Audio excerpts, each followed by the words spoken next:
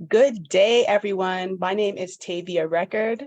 I am the immediate past president of the STC Washington, D.C. Baltimore chapter, and we are honored to be a partner of this exciting event where our rock star and social media chair and manager, Viqui Dill, will discuss the reasons that inclusive words matter. Viqui Dill is a documentation specialist in the finance industry. She is an STC Associate Fellow and an industry leader on a quest to grow her circle through diverse, inclusive, personal and professional relationships, and the continuous development of her knowledge. Viqui is also making huge strides to ensure that her friends and colleagues feel an increased sense of belonging in their communities. Did I mention that she also stars in a band? Let's give a warm welcome to rockstar Viqui Dill. Thank you, Tavia. Thank you very much. Obviously, there's a lot of love in the room. Yes, we do love you. Thanks. So the name of my talk is a little bit controversial. I called this talk, Hey Girl, Hey, Inclusive Words Matter, or Inclusive Language Matters. And I did that on purpose because for me, the word girl has been problematic and also non-problematic. So we're going to talk a little bit about that. We're going to talk about the words that we use. We're going to talk about what it feels like when you have inclusivity and what it feels like when you belong. And we're going to talk a little bit about what it feels like when you don't belong, and ways that we can work better to make sure that we feel belonging, things that we can do, some accommodations we can make for ourselves. And then what those of us on the inside can do to make our communities more inclusive, and so that everybody feels like they have a voice and they have a place. So I guess the next thing for me to do is to share my PowerPoint. Let's see if I can figure that out. Share my screen. Oops. There it is. Let's see if you guys can see this.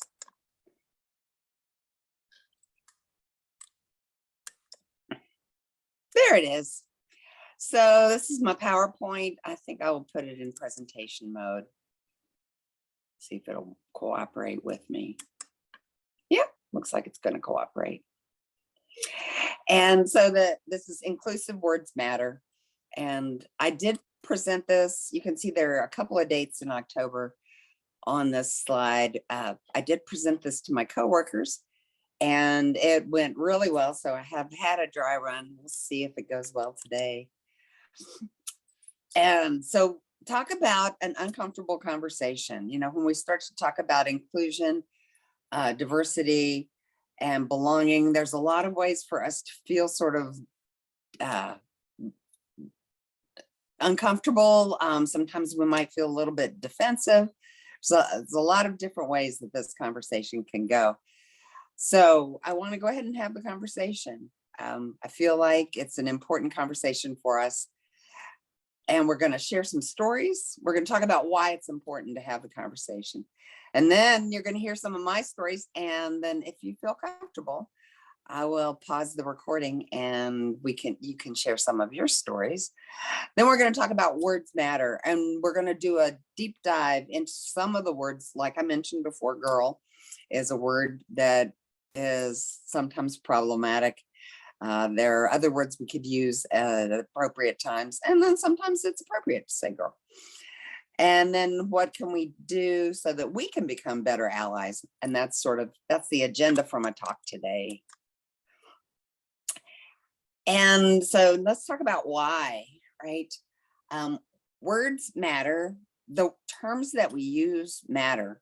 As we're talking using our skills as technical communicators, you know, as we do written words, as we do spoken words, the words matter. And if you're on one of those groups that feels like you're on the outside looking in, when you hear the words, that can be a microaggression, just small things that add up to big things.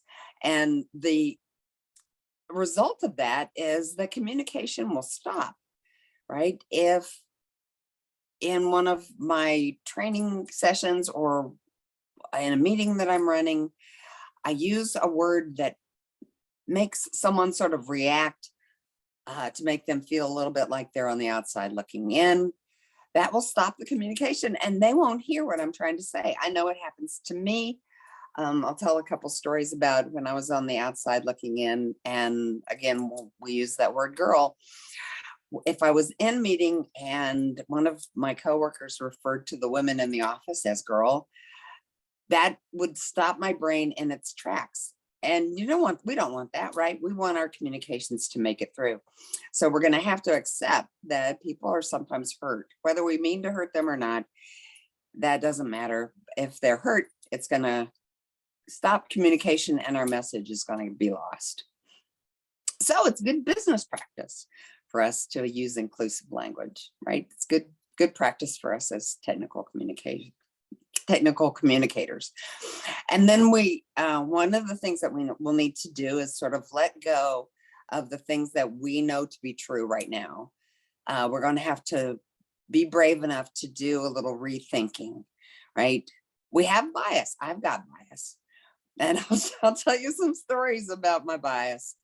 And we all have privilege in some community. And if we can recognize that privilege and we can use that privilege for good, then we're going to get a whole lot farther down the road than if we ignore our privilege and pretend it doesn't happen. So we're going to have to learn how to rethink just a little bit. And the goal, of course, is good, right? We know that everyone has good intentions. We don't set out to hurt one another. We don't set out to shut the doors on communication. And we've come a long way. I'm going to tell a story about a situation that happened to me in 1978. And when I look back on that story, it's almost funny because it just seems so quaint. And we'll get a little more into that because we have made a lot of progress. We really have. And we look back like on some of our entertainment, from the 40s and 50s and 60s and how people of color were treated in entertainment and at the time they thought nothing of it. And now we look back on it and it's like, oh, sort of the face palm thing, and women's roles and that kind of thing. So anyway, we're going to celebrate our progress because we've come a long way. Got a long way to go, but we've come a long way. And in the email that you received this morning, inviting you to this Zoom meeting, there was a link to a PDF, and we're going to open up that PDF because I did get that PDF from Larry Coons, who is one of the STC experts. He's sort of the Jedi of inclusive language for STC. And it's from a company called Core Software, and we have permission to circulate it. And so we're going to look a little bit at that PDF, and because it does have a really good explanation of why we're doing stuff like this. All right, so I promised you stories. I'm going to stop sharing so that you can see my face. There we go. I want to tell you a story about Viqui in 1978. I was the first woman engineer at a chemical plant. And how do I say this? I felt very much like a fish out of water. I felt like they didn't quite know what to do with me. I felt like I had to be sort of Daniel Boone and blaze a new trail. There was a lot of pressure on me, and it was kind of a surreal experience. One of the things that I experienced while I was there, I should share my screen here. I'm going to share my screen. And I will show you what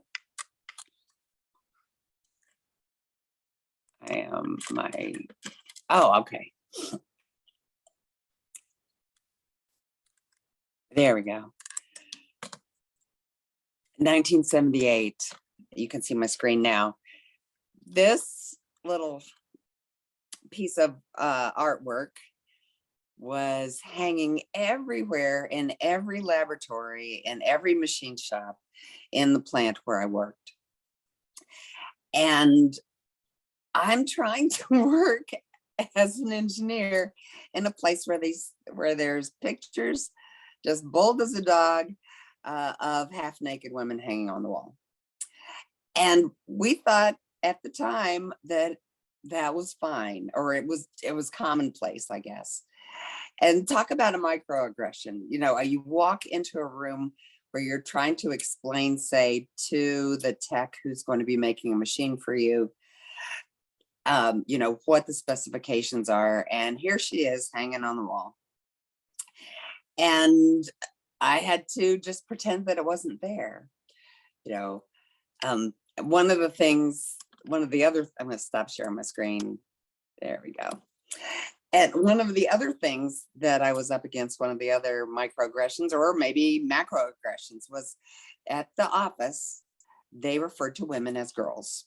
In fact, they referred to us as the girls, like we were just a uniform group of girls. Now, I am trying to prove to them that women can be engineers and that we can be professionals. And when they referred to the women in the office or referred to me, they would use the term girl. Now, no one wants their colleagues to refer to them with a word that means a child, right? And so every now and then I would speak up for myself. And the reaction that I would get from my coworkers was, oh no, this is a compliment. You should feel complimented that we're calling you girl because you're youthful and you're cute. And I'm thinking to myself, wow, that's not only sexist, but that's also ageist. What difference does it make? You know, I want you to appreciate me for my skills and my knowledge and what I can bring to the job, not for whether or not I can be like your mascot, because I'm youthful and cute. Anyway, it was a barrier, and a barrier that I hit every day. And that's my story about Viqui in 1978. And I think about Viqui in 1978 and what would have helped her. Talk about myself in the third person. When it would be, say, in a meeting or an informal meeting, like in the hallway or a meeting in the machine shop, and I would get called girl, there were people in the room that understood that that was not appropriate, that that was not how business people treat each other, but they would not speak up. They would look at their shoes and they would feel uncomfortable, obviously, because they wouldn't make eye contact with me. And I wish that Viqui in 1978 had had better allies, that it had better mentors. And so that's one of the reasons we're talking about this today, because I do want to speak up for Viqui in 1978. I know that there are the equivalents of Viqui in 1978 out in the business world, and I want to make sure that I'm a better ally to them than the people who were looking at their shoes uncomfortably were to me. So that's one of the things I want to do. Oh, let's see, what was the other thing on my slide? Oh, another way that we feel that the language that we use makes some of us feel like we're on the outside looking in is when we're new, right? If you start a new job, I'm sure 100% of us have started a brand new job before, and you get to work and you're trying so hard to fit in, and all of a sudden the people that you're working with will haul off with their insider language, right? We've got acronyms, and we've got organizations that have names that mean nothing about that relates to their function. And so when you're a new employee, it just feels like you're using this whole different language. The other people around you are using this whole different language and that you don't speak it. And from my experience, say I will be in a meeting, I'll be in a conference room or in a meeting on Zoom like this, and I already feel awkward because I'm new. And then somebody will use some kind of acronym that I don't understand. There's no way I'm gonna, even though they will say, oh, just stop us and ask us. There's no way I want to expose myself in front of all those people to say, I don't understand what you're saying. One example of that, the company that I'm working for now, they have a bonus program and it's called PIP, which I don't even know what PIP means, but anyway, it means that you're going to get a check. So it's a good thing, right? Well, every other company that I've ever worked in, a PIP was a performance improvement plan. Basically, if you were on a PIP, you were on your way out, right? You were one step from getting fired for cause. And so I'm sitting in this meeting and they're talking about the PIPs are coming and people seem excited. And I'm like, oh gosh, there's no way I want a PIP. I like this job. I want to keep this job. And I just got here. And about a month later, I finally understood that the PIP meant we're going to get money. And so therefore it was a good thing. But, you know, when you first enter into a community like your workplace and you don't know what's going on, the rest of us are not aware that we're using this exclusive language. And so I want us to be aware of those kinds of things. You know, just like in our technical writing, when we do have an acronym in a technical document, our first usage, we will spell out the words before we use the acronym. And I would like for us to be able to do that in our oral communication as well, because we know in our written communication that it's important. Because we don't want to have the listeners hit that speed bump. PIP, oh my gosh, I'm going to get fired. When it's actually, because I'm sure that the message that they carried after that with like dates and percentages or stuff, I remember none of that because I'd hit that speed bump at the word PIP. So that's my stories about when I was on the outside looking in. I have a couple of stories. I'll go back and share my screen again. A couple of stories on where I was the one on the inside looking out and I made some blunders. So let me share my screen. There we go. Are you gonna? Yes. Thank you very much. So, and on the inside looking out, and I'm going to need to use this word that we shouldn't be using, and the word is uppity. So how that story comes from, I'll stop sharing my screen, my church. So I go to a church that has a lot of women, and we do a lot of study, and we do a lot of study of the language and the history and of our source book, the Bible also. And we're pretty confident women. We feel like we want to share the things that we've learned. And so people in other churches that may be more conservative refer to us as uppity. And so we thought, wow, that's great. That word is cute. You know, it kind of has a little rhythm. Let's get t-shirts. We're going to get t-shirts that say the uppity women of the exchange. And then we did a little research into that word. Well, it turns out that word is racist.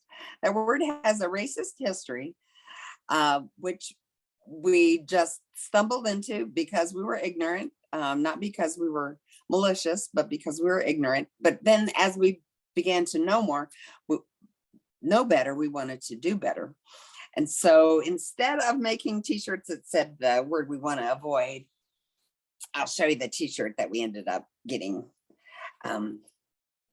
This says, thank you, thesaurus.com. This says, the rebelliously self-assertive women of the exchange. So this is a reminder to myself that I don't always know the best thing, right? I try to do the best, but I don't always know the best. And now I got a t-shirt that proves it. So That's a word that we can't use, that I don't want to use, other than today, I guess, as an example of something not to do.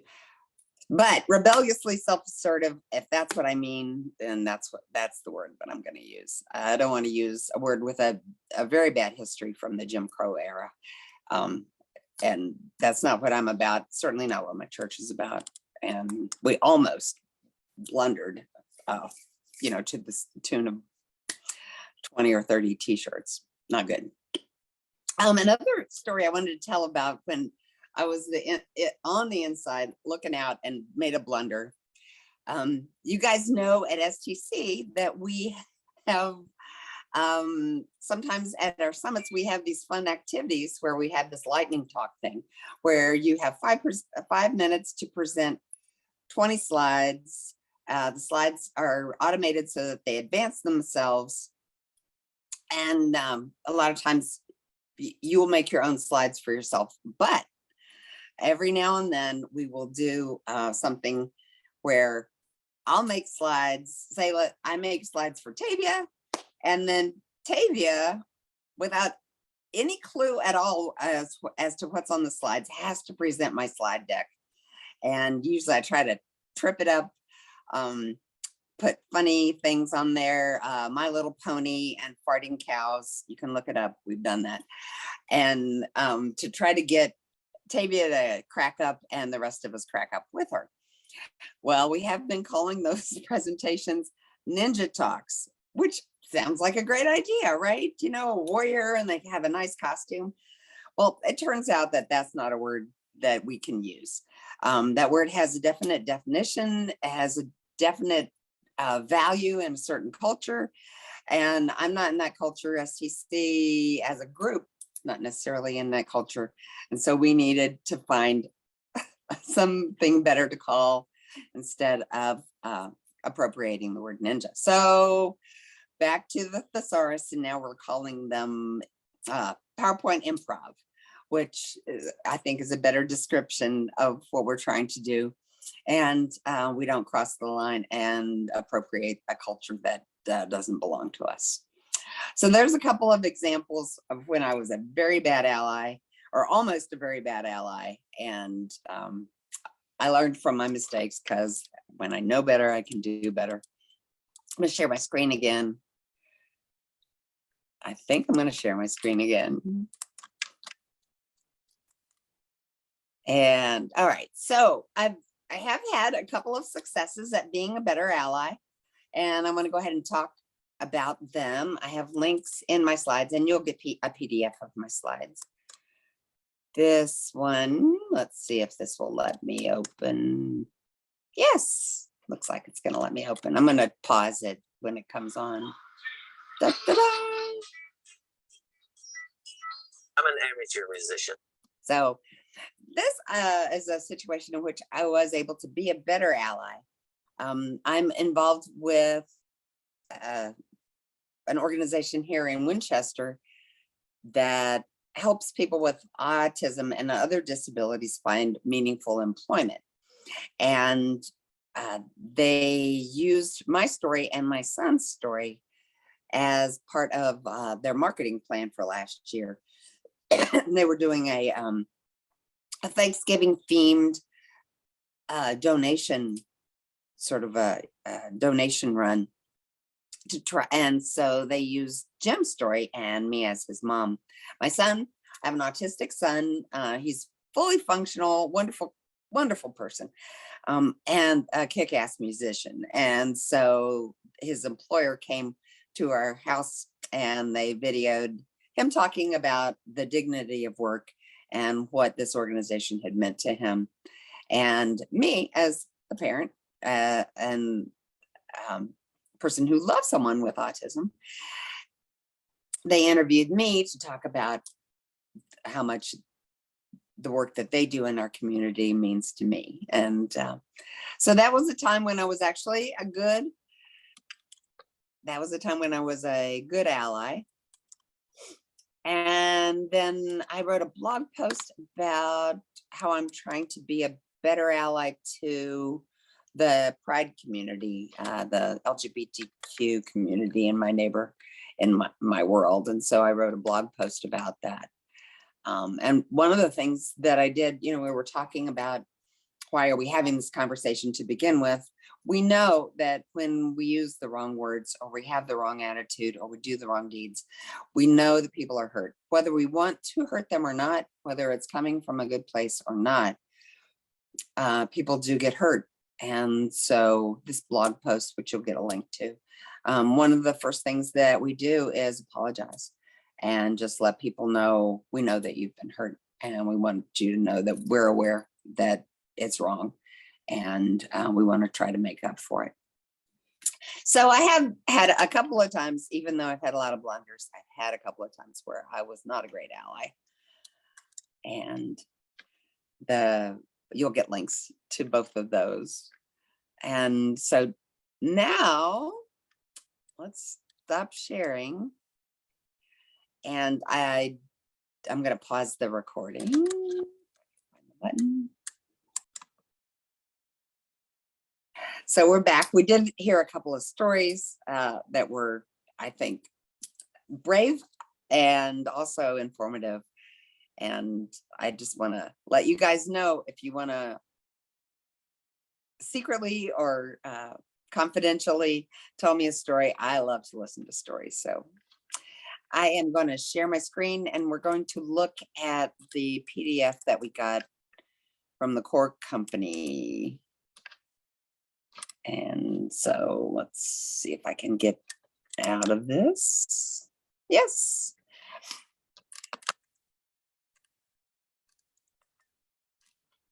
And I'm going to go down. There we go. We were talking about words that are problematic. One of the words that I love to use that I have just recently found out is not a word that belongs to me, is the word guru. I have this same problem with a lot of words that mean expert. For example, we throw around the word master a lot. And so we have a hard time getting good language for expert. We talked about ninja earlier. We like to throw around terms that mean expert, and sometimes they're words that we can use, and sometimes they're words that we cannot use. So guru is cute. I'm a child of the 60s. And we threw around that word all the time, but now I know better. And so I want to learn how to do better, because I mean expert. I do not mean a holy person in the Buddhist or Hindu community. And so I need to find a different word that doesn't appropriate the culture. So some of the examples that the core company were suggesting was expert, authority, mentor, coach, leader. My personal favorites are Jedi. I love the word Jedi. It's a fictional word, right? So we can use it. Grand Poobah also apparently is a fictional word. It was a word that was invented by Gilbert and Sullivan for one of their light operas. And it always reminds me of Fred Flintstone, which is fun. Anybody want to turn on their mic and throw out a word that we could use when we want to use guru?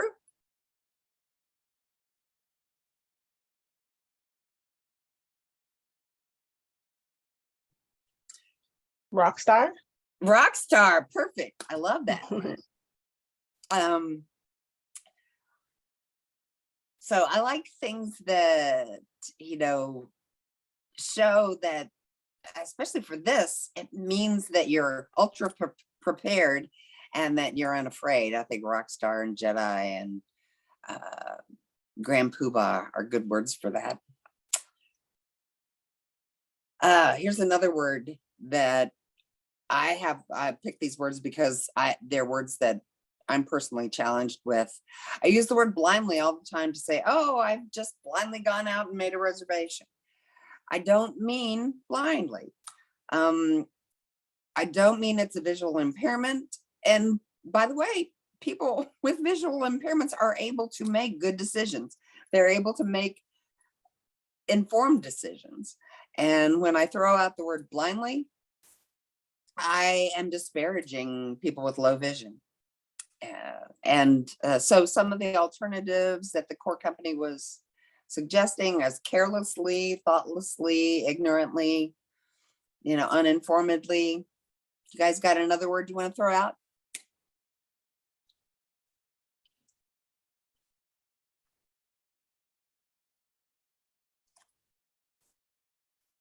Another word that I stumble over and that gets used a lot in my place of business is the word grandfather. And I just recently found out this is not a word I want to be using. Apparently it has a history, again, just like the word uppity. It has a history in the Jim Crow era. Apparently it was about voter suppression. And all I want to say is that, a certain individual has privileges because they had those privileges before we changed the rules. And that is,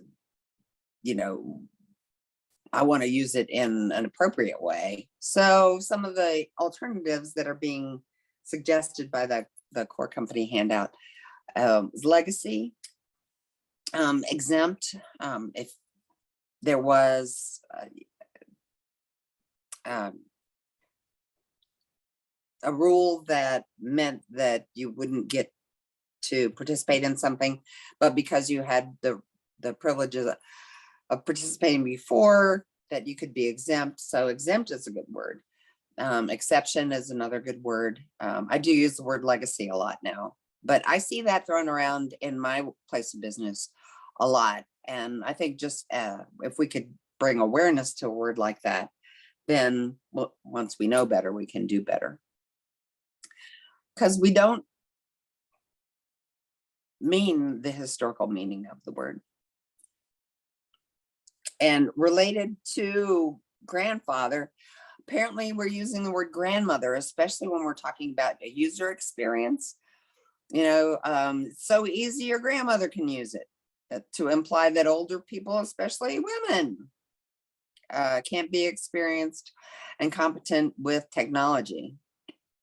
As an older woman who is pretty good with technology. I mean, that's our gig, right, guys?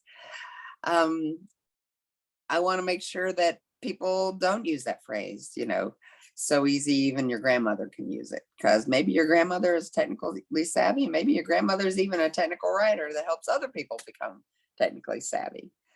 So when we mean novice, or we mean beginner, or we mean inexperienced, or sometimes maybe we mean technophobe, someone that's afraid of technology, we want to use that word and not disparage our grandmothers and older women like me.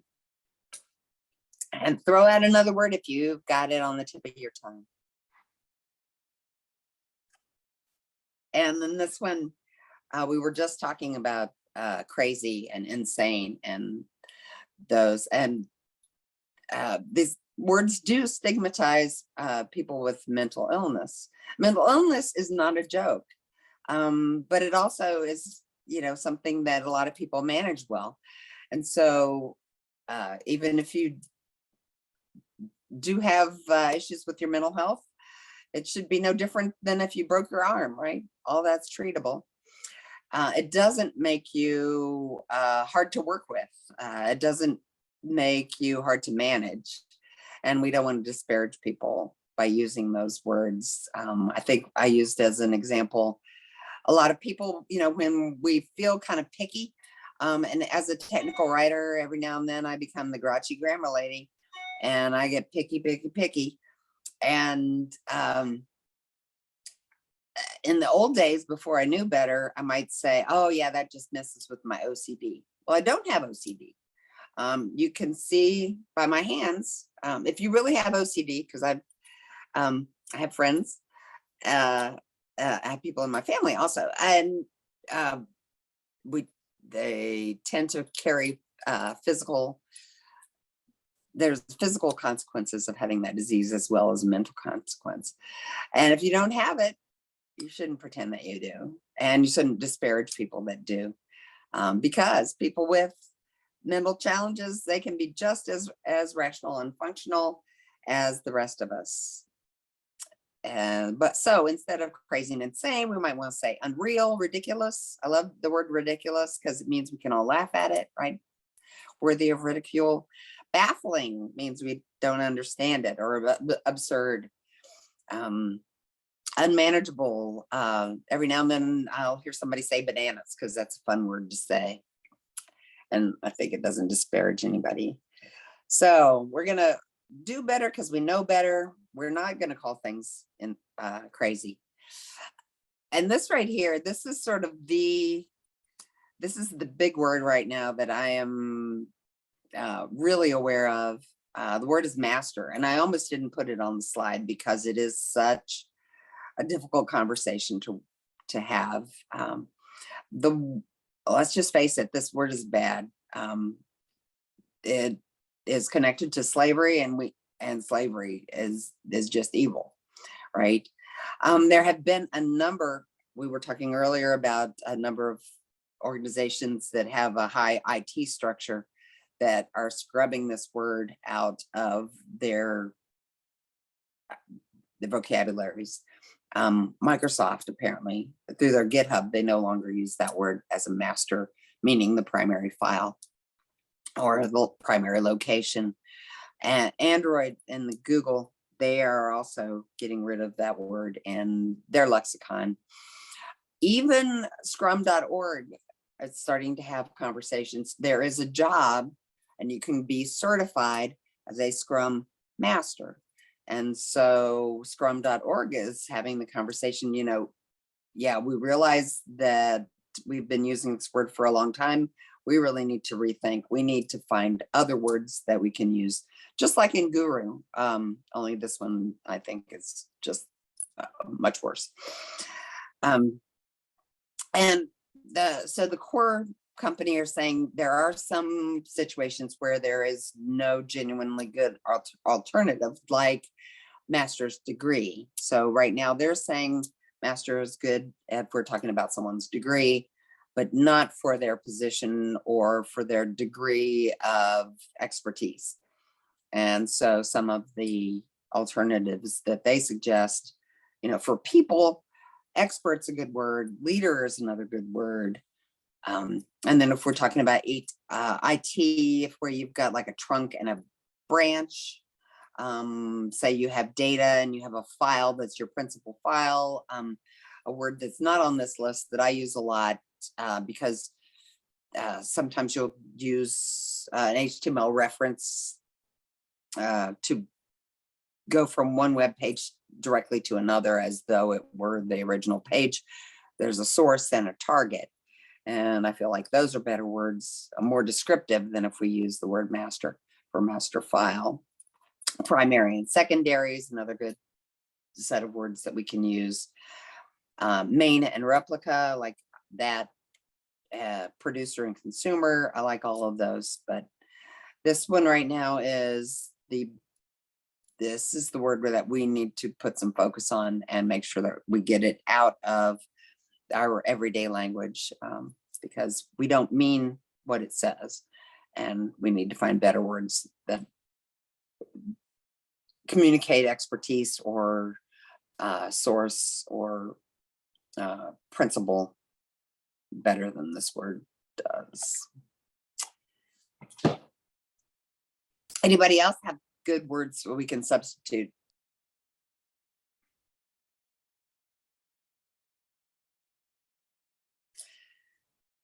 We got time for a couple of more.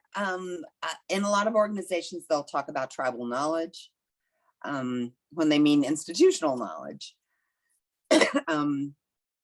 We'll talk about, silos of knowledge, tribal knowledge. We're using a term that just sort of casually talks about tribal association for indigenous peoples when we don't mean it. We mean this is our cultural collection of things that we know because we've been here for a long time. Group understanding, unwritten rules, that kind of thing. But I will hear that term tossed around in the business world, And now that we know better, we're going to do better. And we're not going to say a word that has a specific meaning for a certain culture if we're not a member of that culture talking about that culture. So tribal knowledge, now that we know better. And this one is kind of related. A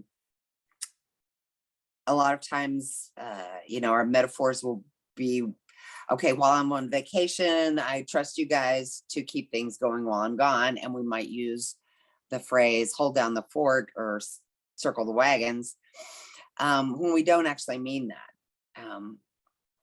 It is sort of a microaggression, not really directly, it's very subtle, but it goes back to our American history with the colonizers and the indigenous people who were here before we came and colonized. And we want to try to scrub that kind of talk out of our language. So instead, you can say watch, we can say secure. While I'm on vacation, thank you for securing the network, and thank you for keeping an eye on the business. Thank you for protecting. You can be on call instead of holding down the fort. My old boss that I loved so much, and then the stinker retired on me.